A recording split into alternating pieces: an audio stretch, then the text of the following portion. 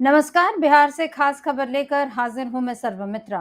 नीतीश कुमार के सुशासन की पोल कांग्रेस ने पूरी तरह से खोल दी है और नीतीश कुमार के दावों की कलई कि वो राज्य में एक अच्छा शासन दे रहे हैं और सब लोगों के लिए न्याय की व्यवस्था कर रहे हैं, उस बात की कलई भी कांग्रेस ने आज खोल कर रख दी। आप जानते हैं कि मुजफ्फरपुर रेप कांड के बाद से कांग्रेस लगातार सड़कों पर है और वो एक भी दिन चुप नहीं रह रही। वो लगातार आवाज उठा रही है कि आखिर कब जाकर पीड़िता के परिजनों को न्याय मिलेगा, कब जाकर दोषियों को सजा होगी। जरूर नीतीश कुमार ने यानी उनकी सरकार ने कुछ लोगों पर कार्रवाई की है। मुजफ्फरपुर से लेकर पटना के मेडिकल कॉलेज तक कुछ डॉक्टरों पर कार्रवाई हुई है, लेकिन क्या ये कार्रवाई पर्याप्त है? इस बात को लेकर आज कांग्रेस ने सवाल उठाए और साथ ही साथ राज्यपाल से मुलाकात की। कांग्रेस अध्यक्ष राजेश राम ने, उनके साथ एक पूरा प्रतिनिधिमंडल गया था और उन लोगों ने सीधे सीधे नीतीश कुमार से ये मांग की है कि परिजनों को किस तरह से मुआवजा दिया जाए और किस तरह से उनको नौकरी दी जाए, उनको कैसे राहत पहुंचाई जाए। और इसके अलावा कांग्रेस लगातार इस मुद्दे पर हल्ला बोल कर रही है।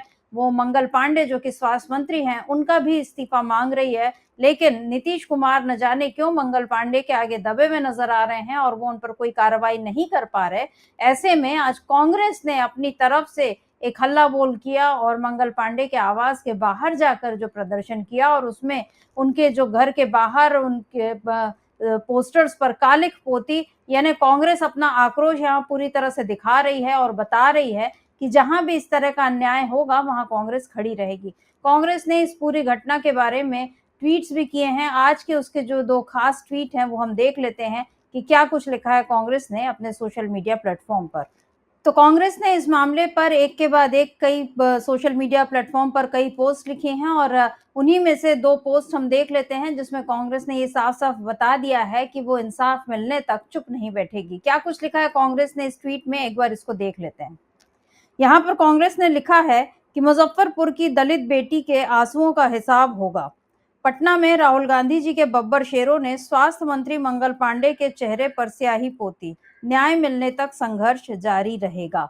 यहाँ पर ये सीधे सीधे कांग्रेस ने बता दिया है कि अभी तो केवल मंगल पांडे के पोस्टर पर उनके चेहरे पर कालिख पोती गई है, लेकिन अगर न्याय की व्यवस्था तुरंत नहीं हुई तो यह संघर्ष आगे और तेज हो सकता है।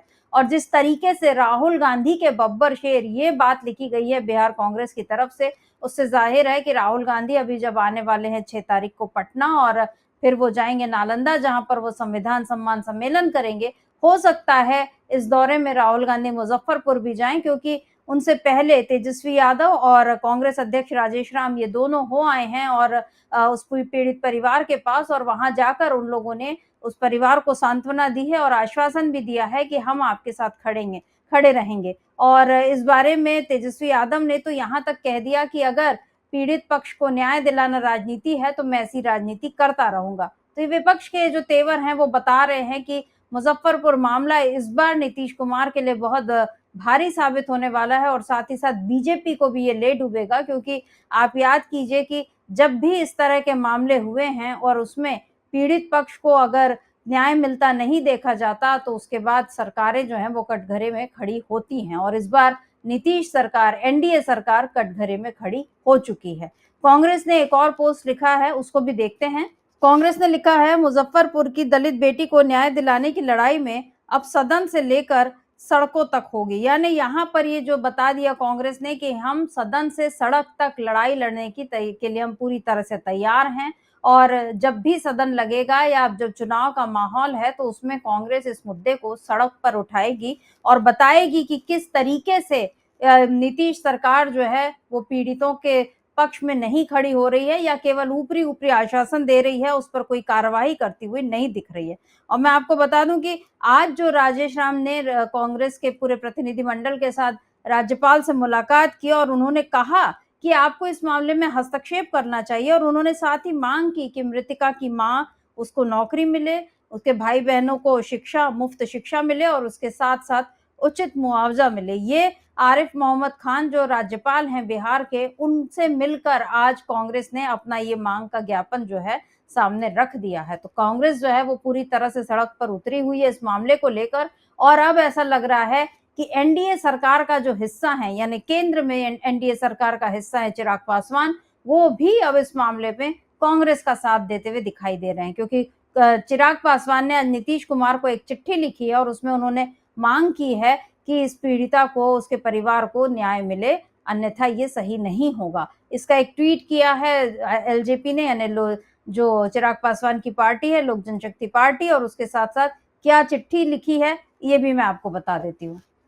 तो चिराग पासवान ने यहाँ पर सीधे-सीधे लिखा है, जो ट्वीट है एलजेपी का, वो लिखा है, विगत दिनों पटना में पीएमसीएच में मुजफ्फरपुर की दलित बच्ची के साथ सामूहिक दुष्कर्म, हत्या एवं अस्पताल की घोर लापरवाही को लेकर पार्टी के राष्ट्रीय अध्यक्ष सह केंद्रीय मंत्री श्री चिराग पासवान जी ने बिहार प्रदेश के माननीय मुख्यमंत्री श्री नीतीश कुमार जी से पत्र लिखकर दोषियों पर कठोर कार्रवाई करने की मांग की।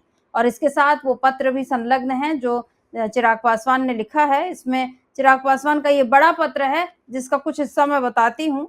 चिराग पासवान लिखते हैं, यह हृदय विदारक घटना न केवल एक मासूम जीवन की बर्बर हत्या है, बल्कि हमारे राज्य की कानून व्यवस्था, सामाजिक चेतना और सार्वजनिक स्वास्थ्य प्रणाली की गहन विफलता को भी उजागर करती है।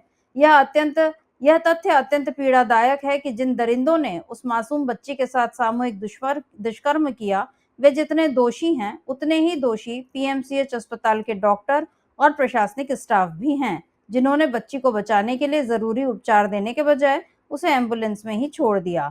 हम लोक जनशक्ति पार्टी के प्रतिनिधियों के रूप में पीड़ित परिवार से मिलकर उन्हें हर संभव न्याय दिलाने का भरोसा दिला चुके हैं, लेकिन जब तक शासन और प्रशासन दोनों स्तरों पर इस घटना से जुड़े हर दोषी पर सख्त और पारदर्शी कार्रवाई नहीं होती, तब तक न्याय अधूरा और अस्वीकार्य रहेगा। इसलिए मुख्यमंत्री जी से आग्रह करते हैं कि मामले में कठोर कार्रवाई की जाए। चिराग पासवान।